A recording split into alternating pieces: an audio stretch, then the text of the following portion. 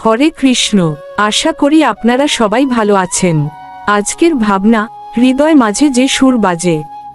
নমস্কার, কৃষ্ণা টক্স বাংলা চ্যানেলে আপনাদের স্বাগতম।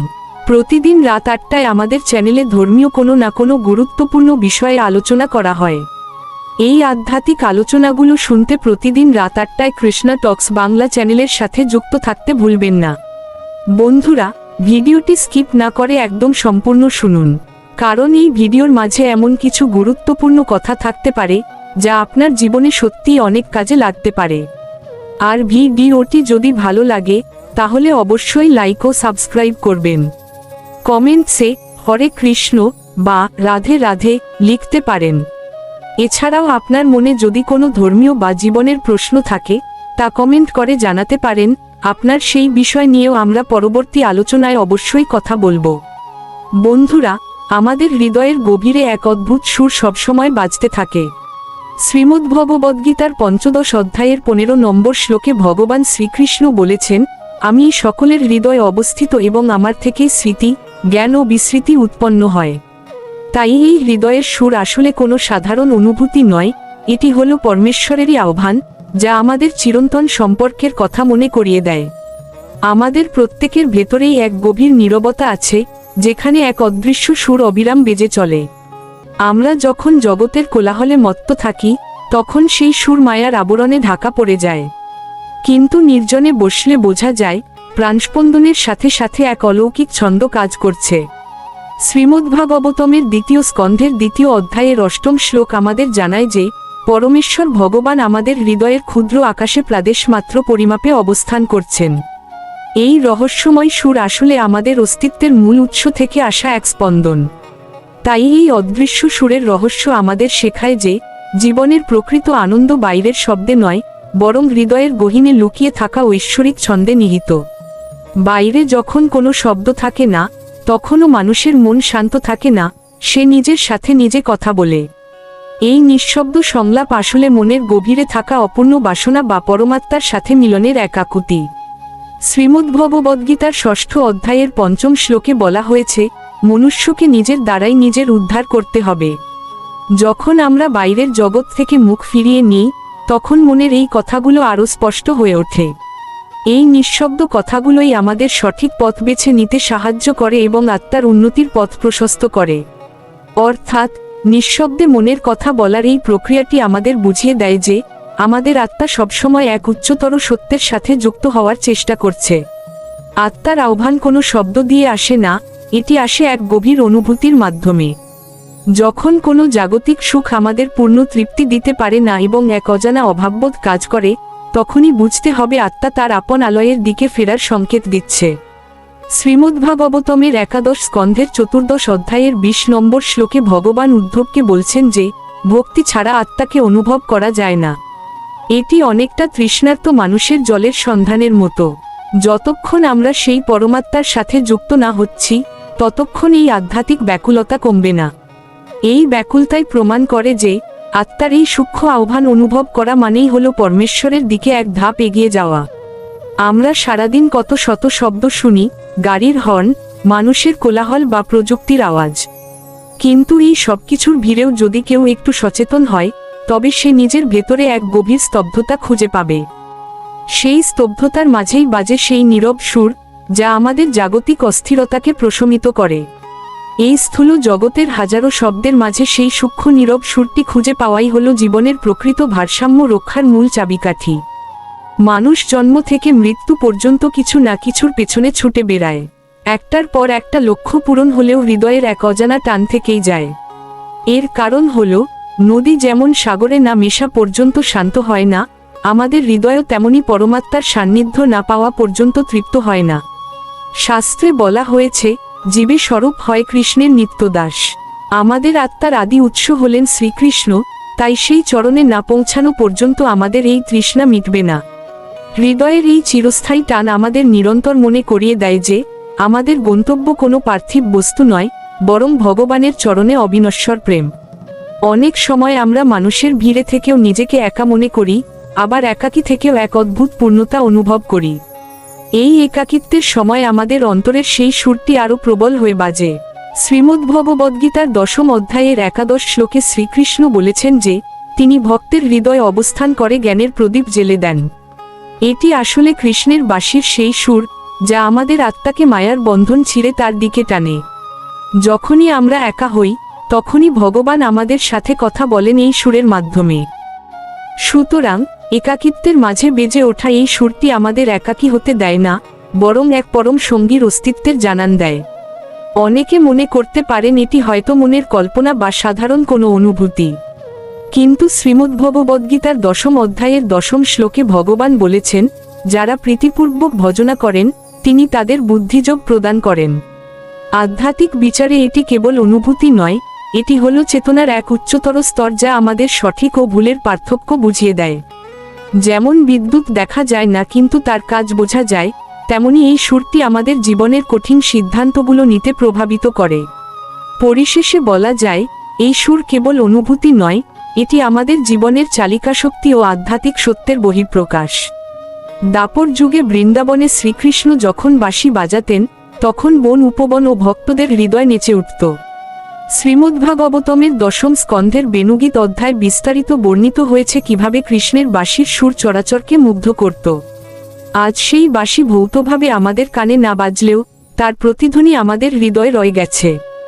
যখনই আমরা কোনো শুদ্ধ কাজ করি বা ভক্তিভরে হরিনাম জপ করি তখনই সেই বাঁশির প্রতিধ্বনি আমাদের হৃদয়ে অনুভূত হয়। তাই আমাদের হৃদয়ের প্রতিটি শুদ্ধ স্পন্দনই হল ভগবান শ্রীকৃষ্ণের সেই চিরন্তন বাঁশির প্রতিধ্বনি। সংসারের মায়া ও মোহের আস্তরণ আমাদের মনকে ঘিরে রাখে, ফলে আমরা ভেতরের ডাকটি শুনতে পাই না।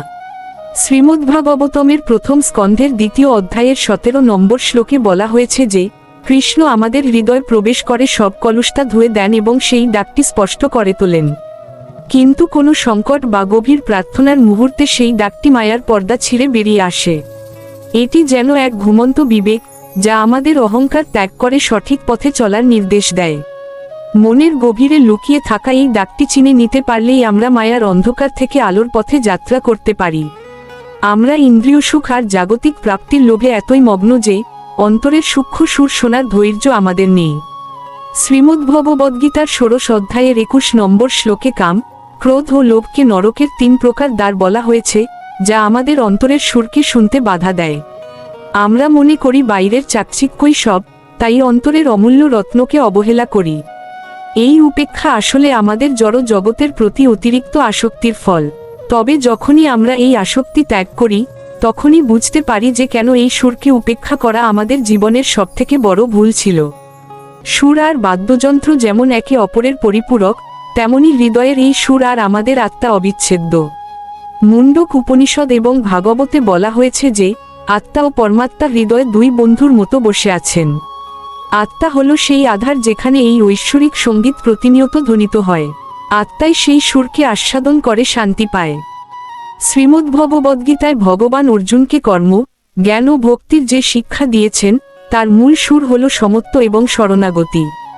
যখন আমাদের হৃদয়ে এই শিক্ষার প্রতিফলন ঘটে তখনই সেখানে এক সুন্দর ছন্দ তৈরি হয়। ফলের আশা ত্যাগ করে কৃষ্ণের জন্য কর্ম করলেই হৃদয় সঙ্গীতের সৃষ্টি হয়। গীতার শাশ্বত জ্ঞান যখন আমাদের চরিত্রে ফুটে ওঠে তখন জীবনের প্রতিটি কাজে এক একটি পবিত্র সুর হয়ে ওঠে। তাই গীতার জ্ঞানী হলো আমাদের হৃদয়ে বেজে ওঠা সেই শ্রেষ্ঠ আধ্যাত্মিক সঙ্গীত। আজকের দিনে অস্থিরতা ও দুশ্চিন্তা মানুষের নিত্যসঙ্গী। শ্রীমদ্ভগবদ্গীতার 6ষ্ঠ অধ্যায়ের 35 নম্বর শ্লোকে ভগবান বলেছেন, নিরন্তর অভ্যাসের মাধ্যমেই চঞ্চল মনকে বশ করা সম্ভব। যখনই আমরা ধ্যানে বা প্রার্থনায় বসি তখন হৃদয়ের সেই ধীর ও গভীর সুরটি আমাদের সব মানসিক ক্লান্তি দূর করে দেয়। এটি যেন এক আধ্যাত্মিক মলম যা মনের গভীর ক্ষত সারিয়ে তোলে। যখন মন কৃষ্ণের সুরে নাচে তখন জগতের কোনো দুঃখই তাকে দীর্ঘক্ষণ স্পর্শ করতে পারে না। অস্থির মনকে শান্ত করার এই ঐশ্বরিক ক্ষমতা প্রমাণ করে যে এই সুরটি আমাদের প্রশান্তির একমাত্র স্থায়ী উৎস। আমরা যা দেখি তা কেবল মায়ার খেলা, কিন্তু যা দেখি না তাই পরম সত্য। এই সুরটি সেই পরম সত্যেরই অদৃশ্য ইঙ্গিত। মায়ার কুয়াশায় আমরা পথ হারাই এবং অন্তরের সুরটিকে ভুলে যাই, কিন্তু ভক্তি ও শরণাগতির মাধ্যমে যখন মায়ার পর্দা সরে যায় তখন সেই সত্য সুরটি আবার স্পষ্ট হয়ে ওঠে। মায়ার আড়ালে ঢাকা পড়া এই সুরটিই হলো আমাদের জীবনের মূল সত্য, যা চিনে নেওয়া একান্ত প্রয়োজন। শুষ্ক জ্ঞান দিয়ে এই সুরকে ধরা যায় না, একে ধরতে হয় হৃদয়ের ভক্তির ব্যাকুলতা দিয়ে। শ্রীমদ্ভাগবতমের প্রথম স্কন্ধের 2য় অধ্যায়ের 6ষ্ঠ শ্লোকে বলা হয়েছে যে অহৈতুকী ও অপ্রতিহতা ভক্তিই হল আত্মার পরম ধর্ম। যেমন একটি তার ছিঁড়ে গেলে বাদ্যযন্ত্রের সুর বাজে না, তেমনি ভক্তিহীন হৃদয়ে ঈশ্বরের সুর প্রতিধ্বনিত হয় না। নাম সংকীর্তন আর সেবার মাধ্যমে আমাদের হৃদয়ের তারগুলো যখন ঠিকঠাক বাঁধা হয়, তখনই ভক্তির এই সুরটি জাগ্রত হয়।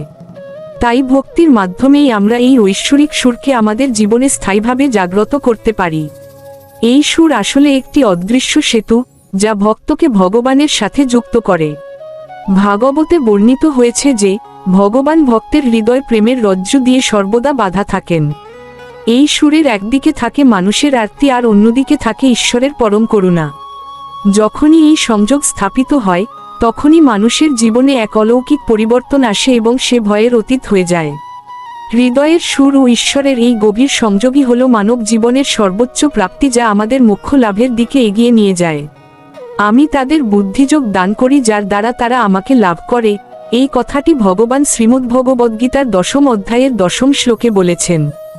যখন আমরা জীবনের কঠিন মোড়ে দাঁড়িয়ে কোনো সিদ্ধান্ত নিতে পারি না, তখন আমাদের বিবেক একটি মৃদু নির্দেশ দেয়। সেই নির্দেশটিই হলো এই সুরের ভাষা।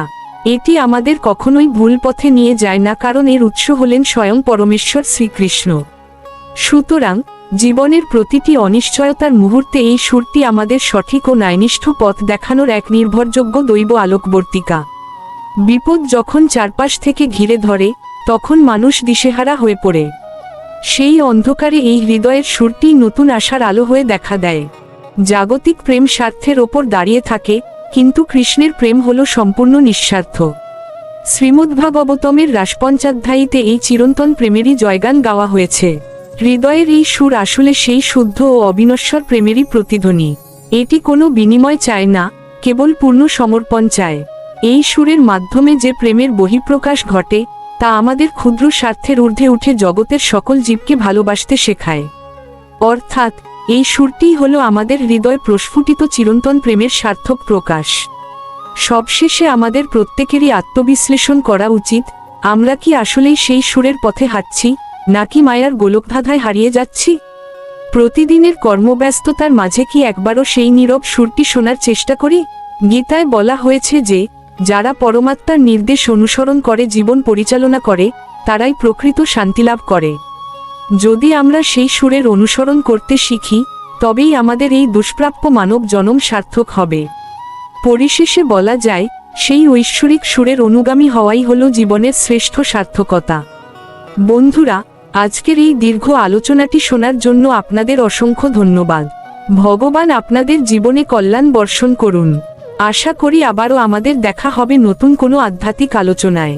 সকলেই ভগবান শ্রীকৃষ্ণের চেতনায় থাকুন, কৃষ্ণভাবনায় জীবন গড়ে তুলুন। এতক্ষণ ভিডিওটি তত্ত্বাবধানে ছিলেন শ্রী মিলন দেবনাথ। হরে কৃষ্ণ।